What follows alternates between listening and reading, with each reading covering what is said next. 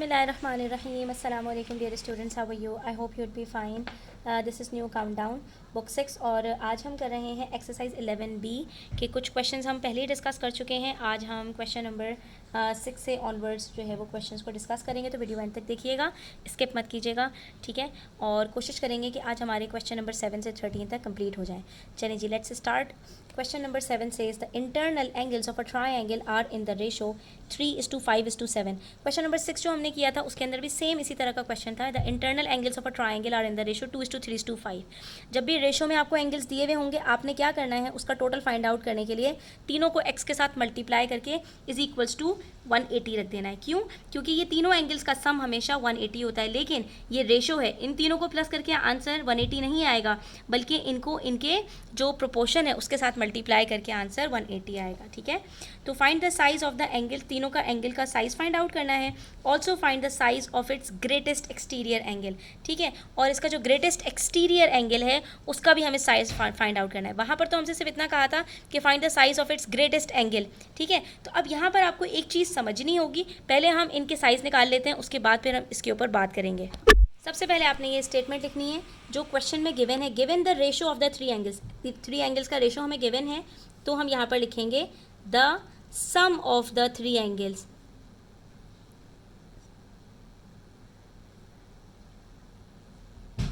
बल्कि इंटीरियर लिख दो तो ज़्यादा बेटर है.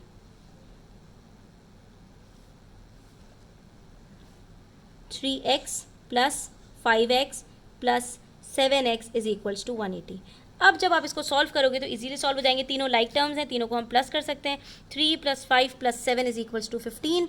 ठीक है. ये 15x इज इक्वल्स टू 180 हुआ, और x is equals to 180 divided by 15 करेंगे तो x की वैल्यू हमें यहाँ पर पता चल जाएगी. यानी वो प्रोपोर्शन, यानी कि जिस नंबर को हमने डिवाइड किया है तीनों एंगल्स के साथ, ताकि ये हम रेशो कैलकुलेट कर सकें, तो वो हमें यहाँ पर 180 को 15 से डिवाइड करने से पता चल जाएगा, दैट इज़ 12.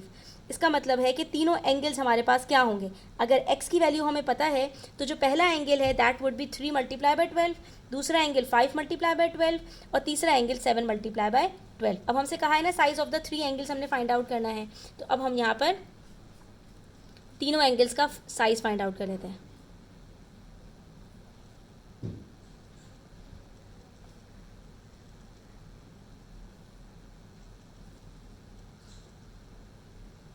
एंगल 1 हमारे पास होगा 3x, that is 3 × 12 is equals to 36. ठीक है. एंगल 2 हमारे पास होगा 5x, that is 5 × 12 is equals to 60. और एंगल 3 हमारे पास होगा 7x, that is 7 × 12 is equals to 84. अब मज़े की बात बताऊं बच्चों यहाँ पर आप लोगों को कि इन तीनों को जब आप प्लस करोगे तो आपके पास अल्टीमेटली आंसर 180 आएगा. इसका मतलब क्या हुआ? इसका मतलब ये हुआ कि हमारे पास लेट से ये ट्रायंगल है. ठीक है. इसके अंदर एक एंगल हमारे पास है 36 का. ठीक है. एक एंगल है हमारे पास 60 का, और तीसरा एंगल है हमारे पास 84. अच्छा, लेकिन तीनों के तीनों एंगल्स क्या हैं? तीनों के तीनों एंगल्स एक्यूट हैं. यहाँ पर कोई भी ऑब्ट्यूज एंगल नहीं है, तो इसका मतलब ये एक्यूट एंगल ट्रायंगल है. अब जो हमसे अगली बात कही है ना बच्चों, ये तीनों साइज हमने फाइंड आउट कर लिए. हमसे अगर पिछले वाले क्वेश्चन की बात की जाए तो वहाँ पे कहा था find the size of the greatest angle, तो वो हम 84 कह देते. लेकिन हमसे कह रहे हैं find the size of the greatest exterior angle. तो अब हमें ये बात पता है कि इंटीरियर और एक्सटीरियर एंगल जो होते हैं वो सप्लीमेंट्री होते हैं. यानी 60 के बाहर का जो एक्सटीरियर एंगल होगा वो कितना होगा? 180 - 60. 36 के बाहर का जो एंगल होगा वो कितना होगा? 180 - 360. और 84 के बाहर का जो एक्सटीरियर एंगल होगा ये कितना होगा? 180 - 84. तो देखो बच्चों, तीनों एंगल्स का जब सम हमारे पास 180 है, तो जो इंटीरियर एंगल सबसे बड़ा होगा उसका एक्सटीरियर एंगल सबसे छोटा होगा, और जो इंटीरियर एंगल सबसे छोटा होगा उसका एक्सटीरियर एंगल सबसे बड़ा होगा. कैसे? यहाँ पर हम इसको यहाँ पे फाइंड कर देते हैं एक्सटीरियर एंगल्स. अब देखो एंगल 1 हमारे पास 36 है ना, तो एक्सटीरियर एंगल 1 कितना होगा? Very very simple. 180 में से 36 को माइनस कीजिए, क्या आंसर आता है? 124. ठीक है. एंगल 2, इसके लिए हम क्या करेंगे? 180 में से 60 को माइनस करेंगे, क्या आंसर आएगा? 120. और एंगल 3 फाइंड आउट करने के लिए हम क्या करेंगे यहाँ पर? वेट, ये 124 नहीं आएगा, यहाँ पर क्या आंसर आएगा हमारे पास? वेट, कुछ मिस्टेक हो गई यहाँ पर, 124 नहीं आएगा, it will be 154 I guess, 144, yes it will be 144, sorry, ठीक है। अच्छा, और तीसरा एंगल 180 माइनस 84 करते हैं तो आंसर यहाँ पर 96 आ जाएगा, ठीक है। अब ज़रा गौर से देखिए, यहाँ पर सबसे छोटा एंगल 36 है, इसका जो एक्सटीरियर एंगल है वो 144 है, ठीक है।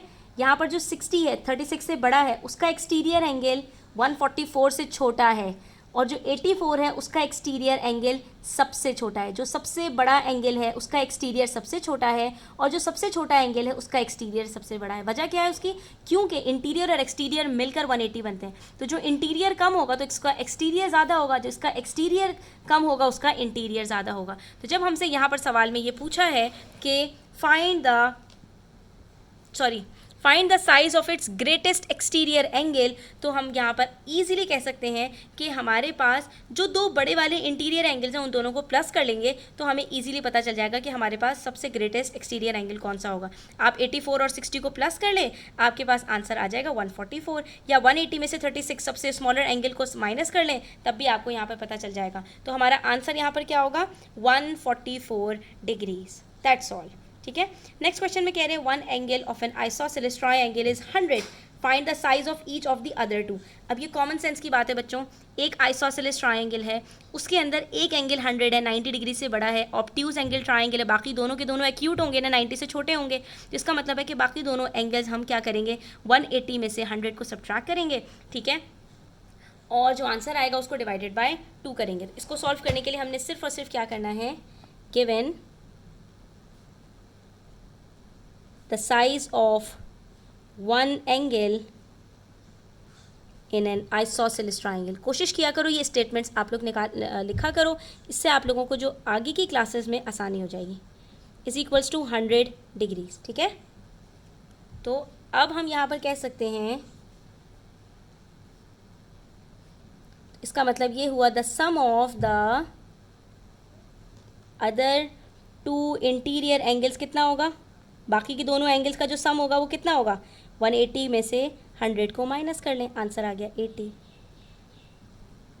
सो each of the two angles, या यहाँ पर लिखते हैं so size of each of the two angles equals to 80 divided by 2, that is 40 degrees, ठीक है। अब इस बात को प्रूव कर लेते हैं, ठीक है। हमसे कहा था एक ट्रायंगल है, ट्रायंगल बना लेते हैं यहाँ पर, इसमें कह रहे हैं एक एंगल आपके पास 100 डिग्रीज़ का है और बाकी दोनों एंगल्स, ये दोनों साइड्स बराबर हैं, ये दोनों एंगल्स बाकी बराबर होंगे, ठीक है। ऐसा तो हो नहीं सकता कि दो एंगल्स हमारे पास 100 के हो जाए, आइसोसेलेस के अंदर दो एंगल्स बराबर होते हैं ना, तो अब ऐसा नहीं हो सकता कि 100 के, क्योंकि जो तीनों एंगल्स का सम है वो 180 से ज़्यादा नहीं हो सकता, और 100 200 होता है, ठीक है। तो इसका मतलब यही हुआ कि ये अकेला है, बाकी दोनों बराबर हैं, इसलिए हम यहाँ पर क्या करेंगे, 180 में से 100 को सब्ट्रैक्ट करेंगे, आंसर 80 आ जाएगा। जब 80 आंसर आएगा तो इसको दो एंगल्स का सम है ये, तो इन दोनों को 2 से डिवाइड करेंगे तो ये 40 और 40 हमारे पास बिल्कुल ठीक आंसर आएगा। तो ये बार बार मैं रिपीट करी हुई चीज़, जब भी आइसोसेलेस ट्रायंगल की बात होगी बच्चों, आपने याद रखना है कि उसके अंदर एक एंगल अलग होता है, दो एंगल बराबर होते हैं। अगर जो एंगल अलग है उसको वो गिवन है आपको, तो आप 180 में से उसको सब्ट्रैक्ट करोगे, जो भी आंसर आएगा उसको 2 से डिवाइड करोगे तो आपके पास तीनों एंगल्स आ जाएंगे। और अगर आपको वो एंगल दिया हुआ है जिसके बराबर एक और एंगल है, तब तो कोई मुश्किल बात ही नहीं है। लाइक अगर मुझे यहाँ पर कहा गया होता कि एक एंगल 40 का है, तो मैं कहती दूसरा एंगल भी 40 का होगा, 40 कितना होता है 80, और फिर 80 को हम 180 में से सब्ट्रैक्ट कर लेते हैं। तो दोनों में डिफरेंट मेथड है, अगर ग्रेटर एंगल दिया हुआ है तो उसको 180 में से सब्ट्रैक्ट करके और फिर डिवाइडेड बाय 2 करेंगे, और अगर हमारे पास जो सेम एंगल्स हैं उनमें से एक एंगल दिया हुआ है तो दूसरा एंगल उसके बराबर करके फिर उन दोनों को 180 में से सब्ट्रैक्ट करेंगे, ठीक है। तो दोनों का साइज़ क्या होगा बच्चों, दोनों का साइज़ 40 डिग्रीज हमारे पास यहाँ पर आ जाएगा। नेक्स्ट क्वेश्चन में हमसे कह रहे हैं one of the base angles of an isosceles triangle is 54, ठीक है। आइसोसेलेस ट्रायंगल है और एक एंगल 54 का है, फाइंड इट्स वर्टिकल एंगल। तो इसका वर्टिकल एंगल अगर हमें फाइंड आउट करना है तो हम कैसे फाइंड आउट करेंगे, हम सबसे पहले करेंगे कि बेस एंगल अगर एक 54 है तो दूसरा भी 54 होगा, 54 + 54 करेंगे, दो एंगल्स पता चल गए, और उसको 180 में से सब्ट्रैक्ट कर देंगे तो वर्टिकल एंगल पता चल जाएगा। इसको सॉल्व करने के लिए भी हम क्या करेंगे, given one of the base angles is equals to 54, so the other base angle would also be 54, ठीक है। एंड सिंस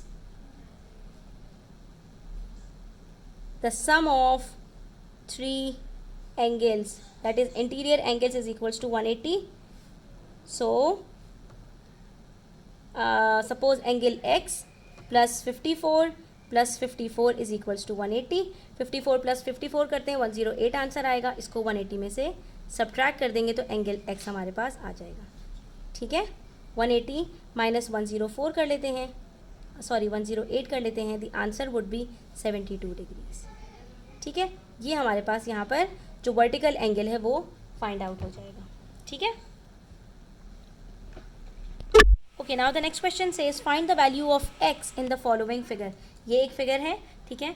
इसके अंदर आपके पास ये एक ट्राइंगल ABC है और एक एक्सटीरियर एंगल दिया हुआ है, ठीक है। अच्छा बच्चों देखो, अब एक्सटीरियर एंगल की बहुत दफ़ा हमने बात कर ली कि एक्सटीरियर एंगल जो होता है, जो एडजेसेंट उसका इंटीरियर एंगल होता है, ये दोनों मिलकर भी सप्लीमेंट्री बनते हैं।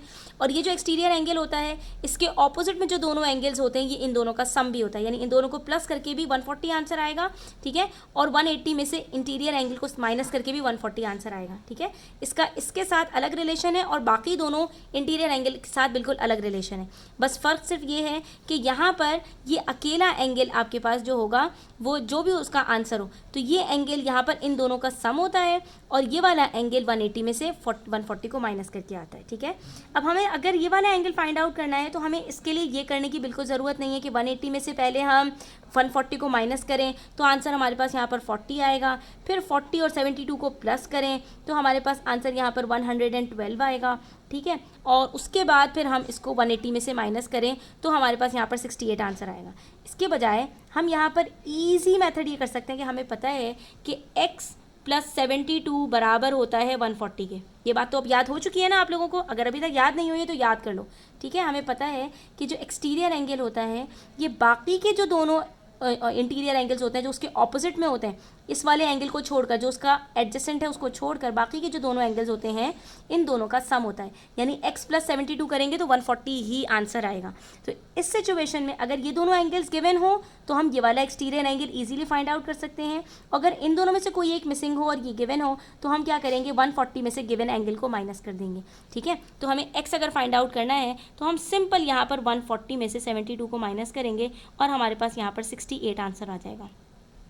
मेथड ये भी बिल्कुल सिंपल है, लेकिन इसके अंदर 3-4 स्टेप्स होते हैं और इसमें सिर्फ एक ही स्टेप है कि हमने डायरेक्टली 140 में से 72 को सब्ट्रैक्ट कर दिया। यहाँ पर भी आप इसको इस तरह कर सकते थे कि 180 में से 140 को माइनस करते 40 आंसर आता, फिर दूसरे स्टेप में 40 और 72 को प्लस करते 112 आंसर आता, फिर तीसरे स्टेप में 180 में से 72 को माइनस करते तो आपके पास 68 आंसर आता, ठीक है।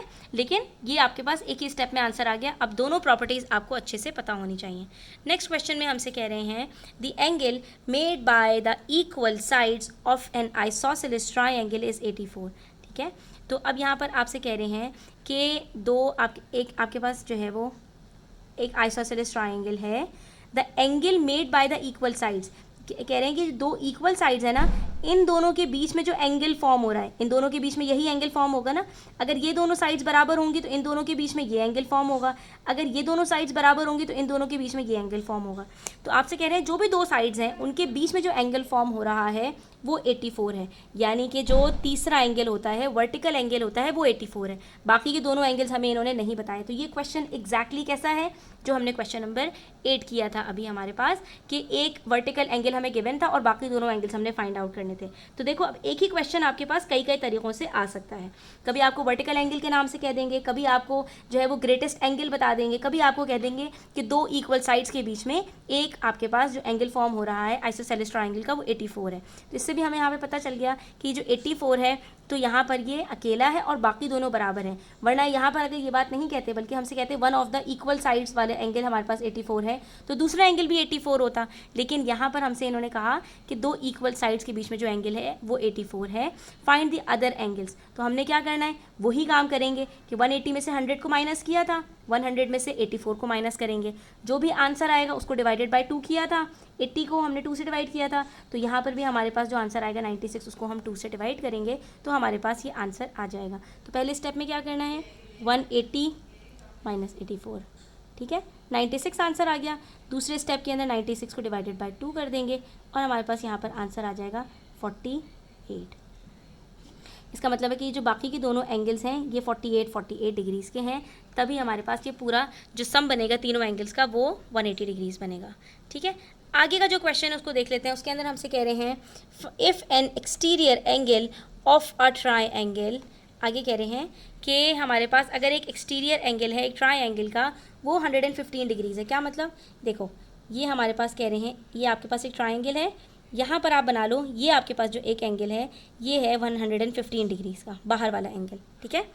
फिर कह रहे हैं and one of the opposite interior angles, और इसके ऑपोजिट में ये जो दो एंगल्स होते हैं ना इनमें से एक angle, and one of the opposite interior angles, ये टर्म्स ना बड़ी इंपॉर्टेंट होती हैं, ये आपको अब समझ में आनी चाहिए। इसके ऑपोजिट में जो दो एंगल्स हैं इंटीरियर, उनमें से एक एंगल आपके पास 64 डिग्रीज़ का है। Find the other two angles, तो देखो अगर एडजेसेंट एंगल की बात की जाए वो तो सीधा सीधा हम फाइंड आउट कर लेंगे, 180 में से 115 को माइनस कर लो, ये वाला एंगल आपको पता चल जाएगा, ठीक है।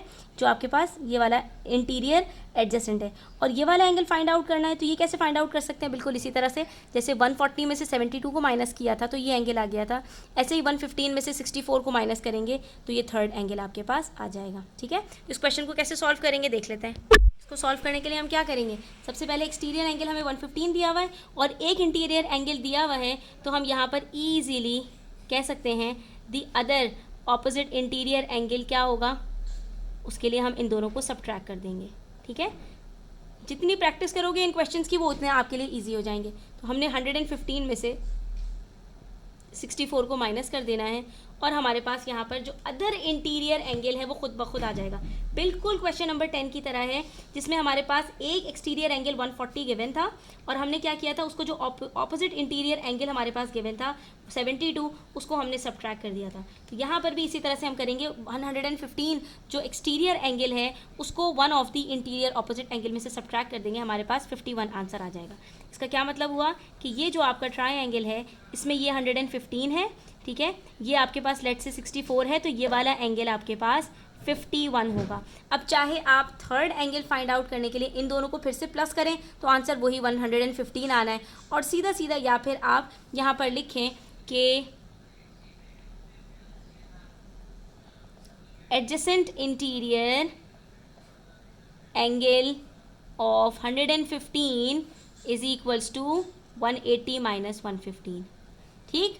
तो अगर हम डायरेक्टली ये वाला एंगल फाइंड आउट करने के लिए 115 को 180 में से सब्ट्रैक्ट कर दें तो हमारे पास क्या थर्ड एंगल नहीं आ जाएगा खुद ब खुद, क्योंकि हम यहाँ पे क्या करते हैं, अगर इंटीरियर एंगल्स के गिवन हो इन दोनों को भी तो प्लस करके 180 में से सब्ट्रैक्ट करते हैं ना, तो यहाँ पर तो ऑलरेडी हमारे पास इन दोनों का सम 115 गिवन है, तो थर्ड एंगल हमारे पास कितना हुआ 65 डिग्रीज। तो यहाँ पर हम लिख देंगे कि the third angle would be 65।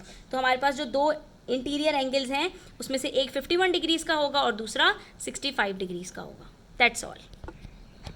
उसके बाद हमारे पास लास्ट क्वेश्चन है, क्वेश्चन नंबर 13। उसमें हमसे कह रहे हैं कि in the isosceles triangle ABC, यहाँ पर आपके पास एक आइसोसेलेस ट्राइएंगल है ABC, ठीक है, पूरा एक आइसोसेलेस ट्राइएंगल है जिसके अंदर ये दो साइड्स बराबर हैं, एक एंगल 64 गिवन है, तो ये दोनों एंगल्स कितने होंगे, हमने क्या करना होगा, इसके लिए 180 में से इसको सब्ट्रैक्ट कर देना होगा। आगे हमसे कह रहे हैं the bisectors BO and CO meet at O, ये बाइसेक्टर्स है BO और CO, यानी हमारे पास ये जो ट्राइएंगल बन रहा है ना ये हमारे पास इन दोनों एंगल्स को बराबर बराबर डिवाइड कर रहा है, यानी यहाँ पर हमारे पास ये जो पूरा एंगल बनेगा ना पॉइंट B के ऊपर और ये पॉइंट C के ऊपर, ये दोनों एंगल्स एक तो बराबर होंगे और उसके बाद जो हमारे पास एंगल OBC बनेगा और BCO बनेंगे, ये जो दो एंगल्स बनेंगे ये भी आपस में बिल्कुल बराबर बराबर होंगे, यानी ये दोनों एंगल्स बराबर बराबर डिवाइड हो जाएंगे। इस क्वेश्चन को हम कैसे सॉल्व करेंगे, पहले हम एंगल ABC और BCA फाइंड आउट करेंगे, उसको डिवाइडेड बाय 2 कर देंगे,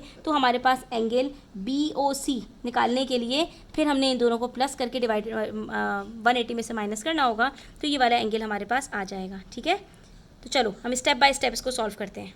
सबसे पहली चीज़ कि तीनों एंगल्स जो A, B और C हैं इन तीनों का सम 180 डिग्रीज़ होगा, जिसमें से एंगल A हमें पता है 64 और बाकी ये दोनों बराबर हैं, तो हम इनकी जगह पर लिख सकते हैं plus x is equals to 180, ठीक है। तो ये हो जाएगा 2x इज इक्वल्स टू 180, ठीक है। ये दो एंगल्स है ना और ये दोनों बिल्कुल बराबर हैं, तो यहाँ पर हम 180 में से अगर 64 को सब्ट्रैक्ट करते हैं तो इन दोनों एंगल्स का सम हमारे पास इजीली कैलकुलेट हो जाएगा। तो 180 में से 64 को माइनस कीजिए, आपके पास आंसर आएगा 116।